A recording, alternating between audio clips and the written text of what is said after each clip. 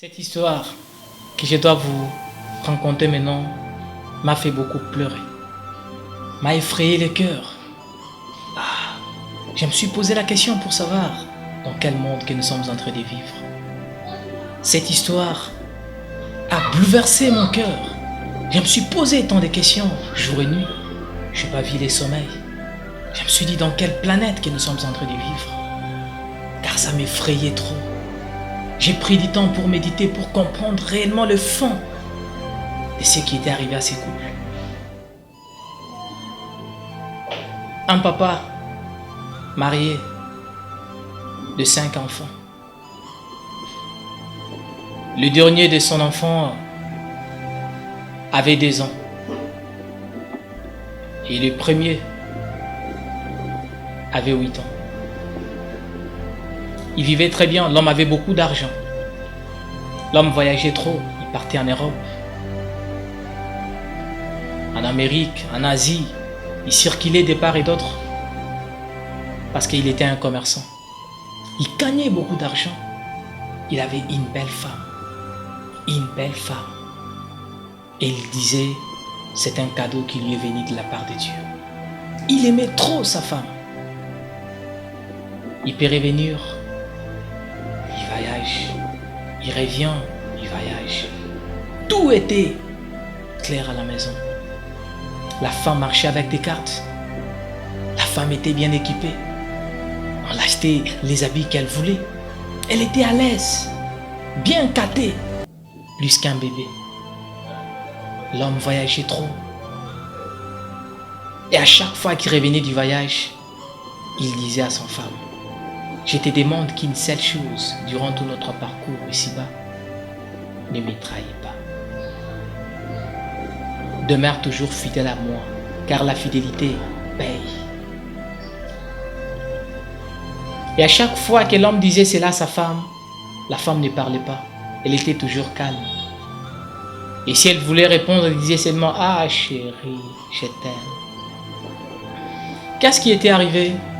Comme l'homme voyageait trop, il partait de fois les voyages pour 2 semaines. Quand il part pour 2 semaines, il revient, il fait 3 mois. Après 3 mois, il part, il peut faire 1 semaine. Après, il revient, il partait toujours comme ça. D'autres même, il demandait à sa femme si elle était d'accord. L'homme partait pour 2 mois et après 2 mois, il revenait. Il ne partait pas à un seul pays, mais il partait dans plusieurs pays. Arrivé à un certain moment, la femme a eu des camarades. Et des camarades qu'elle a eu l'ont commencé à lui intoxiquer. Tu vois, comme tu as un mari, il a trop de biens. Tu peux profiter de cette occasion lorsque lui voyage. Tu te prends un autre homme, tu vis avec. Et lorsque l'homme revient du voyage, tu continues avec lui. La femme lui dit, mais je suis mariée. Dédé, je suis très belle. S'il arrive qu'aujourd'hui je perds ce mariage, quel homme va m'épouser? Ses amis lui disent, oh, tu ne t'es jamais vu dans le miroir. Tu es très belle. S'il arrive qu'aujourd'hui qu'il te refuse, un autre homme va venir très vite. Il dit, ah, de la façon que ces commerçants ici est connu, je ne suis pas sûr. Ne me conduisez pas dans l'erreur. En plus des conseils, en plus des conseils, en plus des conseils. Un bon matin, l'homme se lève, dit à sa femme, comme on s'était entendu, je dois voyager d'ici près là. Je pense que ce voyage que je dois faire, c'est un voyage de 3 jours. Après 3 jours, je dois revenir. La femme dit d'accord. La femme a accompagné l'homme à l'aéroport. L'homme est parti. Quand l'homme est parti, la femme est arrivée à la maison. Elle a pris le véhicule. Les cartes lui ont dit, madame, on peut partir? Non, vous allez rester, moi-même, je vais conduire. Les cartes lui disent, depuis quand que toi, seul, tu as commencé à conduire le véhicule? Parce qu'à chaque fois que le patron est là, ou il n'est pas là, on doit t'accompagner. Et puis, si tu veux revenir, on revient ensemble. Tu peux nous laisser et puis tu pars faire tes histoires. Dès que tu termines, on rentre ensemble. Mais comment ça fait-il qu'aujourd'hui tu nous dises de rester et puis toi tu pars toi-même? Oh non, vous devez rester. Les cartes lui disent non, je dois faire mon travail. Si c'est pareil, j'appelle le patron. La femme lui dit d'accord, si c'est comme ça, on part. Mais dès qu'on part, le secret reste entre nous deux. Il dit ça ne dérange pas. Ils ont pris les véhicules, ils sont partis. Arrivé à l'hôtel, la femme lui dit, toi tu dois rester à l'extérieur, moi j'entre à l'intérieur. jusqu'à ce que je finisse ce que je fais et puis on sort. Le garde lui dit, madame, tu es une femme mariée, mais qu'est-ce que tu viens faire ici? Non, il y a un ami qui est venu d'un pays étranger, je dois un peu lui voir. Il dit d'accord. La femme est entrée, depuis qu'elle était entrée, elle a fait 6 heures du temps. Et dès qu'elle est sortie, elle donnait un peu trop d'explications au chauffeur. Et le chauffeur s'était rendu compte que le parfum qu'elle avait lorsqu'elles étaient venues et les parfums qu'elle avait lorsqu'ils sont rentrés, ce sont 2 parfums différents. Il dit, il y a un mal qui commence à sonner. Dès que le chauffeur amène la dame à la maison, la dame arrive, lui dit, tu dois prendre ça comme récompense, tu prends $2000 pour donner au chauffeur. Le chauffeur lui dit, merci. Le patron m'avait dit à tout payer. Il n'y a pas moyen que je puisse prendre. Tu peux aider même ta famille. Il dit, mais comment ça tu dois? Il dit, non, je ne suis pas censé tout prendre quand même. Je suis bien payé. On lui dit, d'accord. Mais que cette affaire ici reste entre nous deux. On lui dit, d'accord. Deuxième jour encore, la femme est partie. Toujours accompagnée avec ces mêmes chauffeurs. Ce jour-là, ils étaient partis à 8 heures et la femme est sortie à 20 heures. Dès qu'elle est sortie là par sa démarche, les chauffeurs voient qu'il y a quelque chose de mal qui s'est passé. Dès qu'ils entrèrent dans la voiture, les chauffeurs posent d'abord la question à la femme avant qu'il démarre le véhicule. Tu as commencé à tricher ton mari? La femme lui dit non. Mais pourquoi tu me poses cette question? Il dit, je dois savoir. Car ça, c'est quel genre de parenté ou des relations ou de membres de ta famille où tu peux venir du matin jusqu'au soir et puis tu t'es entrée courageuse et puis tu rentres tout en étant fatigué comme ça. La femme lui dit, ce n'est pas ton affaire, tu n'as qu'à t'intéresser de ton travail. Elle dit, d'accord. Mais ça fait partir aussi des tâches que le patron m'a données. Rentrer à la maison, il dépose. Et puis, le mec fait appeler tout le travail. Il lui dit, je pressens, ça ne va pas. Notre patron nous paie très bien. Il est très gentil envers nous. Regardez les mois passés. Lui-même s'est décidé de nous faire l'ajout des salaires. L'ajout de $200 par rapport à ce qu'on touchait. Il traite nos familles, c'est comme si c'était leur famille. Il fait de nous tout. On ne peut pas admettre que c'est mal. Puisse continuer, ça doit prendre fin. D'accord. Chacun a récupéré son poste. Et puis le 3e jour, l'homme devrait revenir. Lorsque l'homme revient, arrivé à la maison, ma femme, ça va? Oui, ça va. Trop de gentillesse, tout. Tu vas bien, va? Pourquoi tu as l'air fatigué comme ça? Non, je suis dormi trop. C'était en présence de ces chauffeurs-là. Le chauffeur se mit à rire. Le patron lui dit, mais pourquoi tu ris? Il dit, je me suis rappelé un peu d'un événement qui vient de peine de se passer là. Il y a un monsieur qu'on a brûlé parce qu'il a volé 300 francs. Ah, le patron s'est mis à rire. Ah, ça c'est quelle histoire qui te nous raconte comme ça. Et après, l'homme est resté là. Il devrait rester pendant quelque chose de 6 mois après voyager. Après 6 mois, l'homme a voyagé encore. Quand l'homme a voyagé, c'était le voyage pour 1 mois. Là, la femme a dit, cette fois-ci, je ne vais pas être accompagnée, je dois commencer à sortir moi-même. La femme sortait. Quand elle sortait, toujours même hôtel. S'habillant des hommes, pendant 1 mois. Quand l'homme l'appelle, mais pourquoi tu ne réponds pas? Mon téléphone était dans la chambre. Pourquoi tu ne réponds pas? J'appelle même le fixe. Tu ne réponds même pas. Oh non, toujours trop de raisons. La femme a commencé à s'intéresser de là. L'homme a commencé à remarquer. Après, l'homme, lorsqu'il était de retour du voyage, lui dit, ma femme, qu'est-ce qui ne va pas? Tu ne m'aimes pas comme tu m'aimais auparavant? Tu n'as plus de temps pour moi? Tu te concentres d'autres choses? Je suis là, tu te concentres au téléphone, à l'ordinateur, à tout. Qu'est-ce qui ne va pas avec toi? La femme lui dit, comprenez, ces derniers temps avec la charge que tu m'as donnée de veiller sur ça, c'est ce qui me craque la tête, ça me donne de la fatigue, tout. La femme lui dit, malgré cela, tu le faisais autrefois, tu n'avais pas l'air fatigué, mais ces derniers temps, vraiment, ça me baille. Je dis, ah! La femme dit, non, d'accord, ça ne me dérange pas. Continue alors avec ton travail. Et puis, tout d'un coup, l'homme a reçu un appel si brusque de voyage. L'homme est parti. Quand l'homme est parti, il devrait revenir après des jours. Quand l'homme part, le matin, le soir, la femme est sortie. Quand elle est sortie, pour cette fois-ci, elle est allée dormir même à l'extérieur. Revenant le matin, le garde lui a dit non, madame, pas ça. Pas ça. On doit savoir où est-ce que tu pars. Et quand tu reviens, on doit savoir d'où est-ce que tu viens. Tu ne peux pas sortir comme ça. Car si le patron nous surprenait si brusque, qu'est-ce qu'on va lui donner comme explication? Oh non, ce n'est pas votre affaire. Lui dit non. Si ça continue comme ça, je dois dire à ton mari. Parce que moi, je n'aime pas du désordre. Le monsieur est parti. Quand la femme est restée, qu'est-ce que tu veux faire? Je vais t'accuser qu'on puisse t'enlever du travail. Il dit, je m'en fous. Même si je quitte du travail, je dois lui avouer la vérité. Il dit, ça va. Comme tu fais ça, je vais te montrer qui suis-je. L'homme dit non, c'est pas grave, c'est pas grave. En dehors de ce travail, il y a beaucoup de travail que je peux faire. Mais comme tu t'es décidé toi-même, ça ne dérange pas, je dois leur partir de moi-même. Après, l'homme est revenu. Quand l'homme est revenu, ça va? Oui, ça va. Les jours que l'homme est revenu, maintenant, il constate, quand lui dort, la femme cause au téléphone. Elle cause trop. Et puis la journée, elle est beaucoup plus concentrée au téléphone. Quand l'homme veut prendre, la femme cache le téléphone. L'homme lui dit, ah, depuis quand tu as commencé à me cacher ton téléphone? Je suis ton époux. Je suis censé tout voir, tout surveiller. Mais depuis quand tu as commencé à cacher ça? Et puis un bon matin, l'homme dit au chauffeur qui a toujours accompagné la dame, tu dois m'accompagner quelque part. D'accord, oui, d'accord. Tout d'un coup, ils sont partis avec les patrons.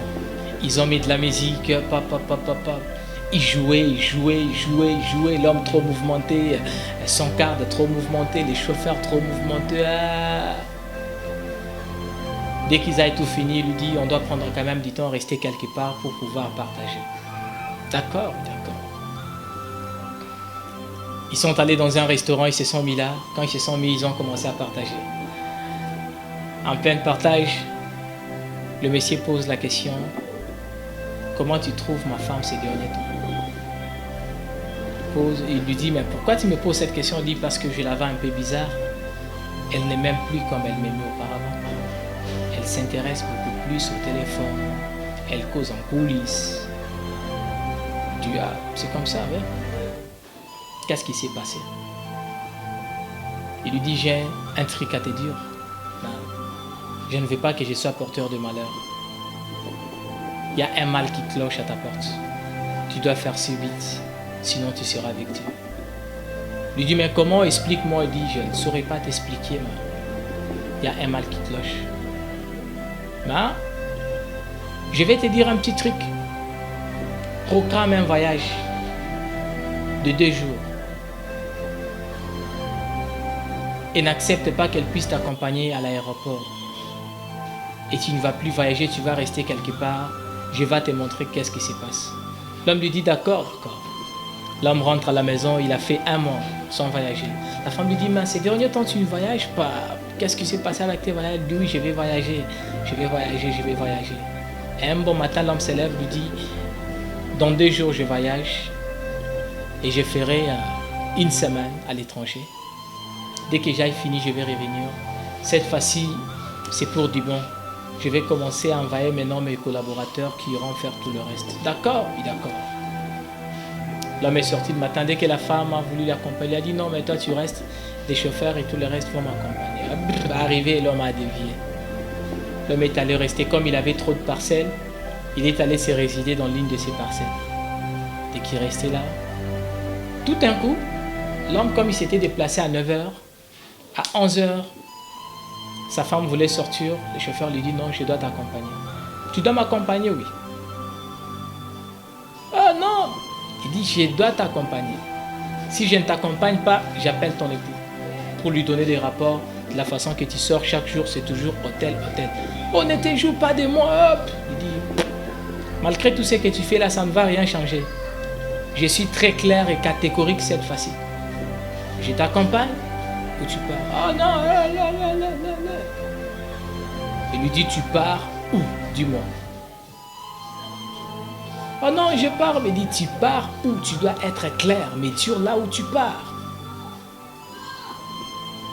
Oh non, je pars vers un membre de ma famille, papa, papa. Elle dit, non, c'est pas grave, tu peux partir. Quand la femme est sortie avec les véhicules, le chauffeur aussi a pris l'autre véhicule, lui a suivi en coulisses. Lui a suivi en coulisses petit à petit. Arrivé à l'hôtel, la femme fait arrêter le véhicule. Elle est entrée à l'intérieur. Dès qu'elle entre, le mec calculé, après 25 minutes, elle appelle l'homme, dit, est-ce que tu peux me rejoindre à tel hôtel? Ouais, j'arrive. L'homme prend le véhicule, il arrive là. Il dit, entrons. On entre, arrivé à la réception, papa. Bonjour, bonjour. Madame telle est là? Oui, elle est là. Pourquoi? Non, il y a un peu une personne qui est venue lui remettre une somme d'argent. Papa, j'aimerais un peu là-bas, papa. Ah, ok. Elle est à la chambre numéro telle. D'accord. Allez-y. L'homme arrive à la chambre. Papa, il frappe pas, il frappe pas. Quand il frappe pas, la femme dit à l'homme qu'il avait à l'intérieur, qui frappe à la porte. Ces gens ici nous dérangent trop. Nous, on est en train de faire ce qui est essentiel et tout d'un coup, ils viennent nous déranger. L'homme dit non, je pars ouvrir. La femme dit non, laisse-moi ouvrir. Le monsieur s'était mis à la porte, bras croisés. Dès que la femme ouvre la porte, paf, elle va à son époux. Elle était habillée en ciment. Et les cimets tombent. La femme s'est mise à fuir, elle bloque la porte. L'homme lui dit, ouvre la porte. La femme ouvre. L'homme entre. Il regarda sa femme et lui dit, c'est ce que tu as toujours fait en mon absence. C'est ce que tu as toujours fait à chaque fois que je voyage. Je t'ai mis, tu es à l'aise. Qu'est-ce que tu manques? Si tu veux voyager, tu voyages comme tu veux. Si tu as besoin d'argent, n'en parlons même pas. Pourquoi tu n'es pas fidèle? Qu'est-ce que tu envies? C'est avec ce mec ici que tu viens te prostituer. Il n'est même pas même âge avec moi. Il est comme notre fils. C'est ce que tu fais. C'est pas grave, je te remercie pour ce beau travail que tu fais. Quant à moi, je m'en vais. L'homme est sorti de l'hôtel avec larmes. Arrivé à la maison, il n'a pas pu supporter, l'homme s'est mis à pleurer. Il pleure, et puis tout d'un coup, la femme revenait. Quand elle est revenue, les sentinelles ont ouvert la porte. Elle est entrée là. Elle s'est agenouillée au pied de l'homme pour lui demander pardon. L'homme lui dit, je te pardonne par rapport à quoi? Je ne t'ai privé de rien. Je t'ai donné ce que tu voulais. Et toi aussi tu m'as donné ce que je voulais. Je prends soin de toi. Je t'ai dit, si tu pressens ça ne va pas, ne me cache pas. Dis-moi. Car mon unique souhait en est que tu sois libre. Mais tu as pris quand même le luxe de commencer à me tricher avec d'autres hommes. Il n'y a rien à faire si ce n'est que tu t'en ailles. La femme dit, s'il vous plaît, pardonne-moi. On lui dit, je te pardonne, mais on ne sera plus ensemble. Tu dois aller continuer avec l'homme que tu as passé ton séjour à l'hôtel. Et moi, je dois me concentrer avec mes enfants et tous les travailleurs qui y sont. Et à présent où je te parle, tu dois prendre ta valise et sortir de ma maison. Car moi et toi, c'est fini. L'homme récupérant ses valises, pape, il part déposer la fille. Et puis revenant, il appela tous les travailleurs et leur dit, mais qu'est-ce qui m'arrive? Elle est bien, elle est à l'aise. Elle vit comme si elle était la princesse de cette maison. Et regardez ce qu'elle m'a rendu comme récompense. Je pars, elle me triche. Je pars, elle me triche. Et cependant où je vous parle, je ne serais pas allé ailleurs pour chercher une fille pour épouser. Il y a une bonne parmi vous que je dois épouser. Tout le monde s'est mis à rire. Ah, comment? Il dit oui, je l'ai pris lorsqu'elle avait l'âge de 11 ans. Et maintenant, elle a 22 ans. Je dois l'épouser et continuer avec elle tout le reste des jours de ma vie. parce qu'elle est là, je vis comment elle grandissait, quelle éducation qu'elle a reçue, et la plupart de son temps, elle a passé dans ma demeure. C'est avec elle que je vais prendre un mariage. La femme est partie, appela les hommes qu'elle couchait avec les hommes et dit « Toi, tu n'étais pas attentive, que tu mettais déjà ton couple en danger. On n'a pas assez de temps, tu dois te concentrer à autre chose. » Et pendant que je vous parle, la femme s'est retrouvée en train de vendre les habits dans la rue pour avoir quelque chose. Elle qui était traitée comme une princesse, elle s'est retrouvée dans la rue en train de vendre les habits. Et cependant où je vous parle, l'homme et la bonne se sont retrouvés en Europe, c'est là où ils vivent. L'homme s'est décidé de ne plus revenir au Congo. Et s'il revient au Congo, c'est juste pour gérer ses activités qui sont ici. Et c'est là qu'il s'est concentré à faire sa vie. C'est pourquoi je vous en supplie, il faut avoir le temps de pouvoir discerner ce qu'on a. Il faut avoir le temps de pouvoir protéger ce qu'on a des valeurs d'entre les mains. Sinon, un jour, on ouvrira les yeux et ça sera plus tard. J'ai dit et je vous remercie. N'oubliez pas de vous abonner, n'oubliez pas d'être nombreux. N'oubliez pas de motiver les autres en partageant les liens car on est ensemble, il n'y a pas de souci. Et on sera toujours là pour vous fournir de bonnes choses, vous rencontrer des belles histoires. On est là. Abonnez-vous. Merci.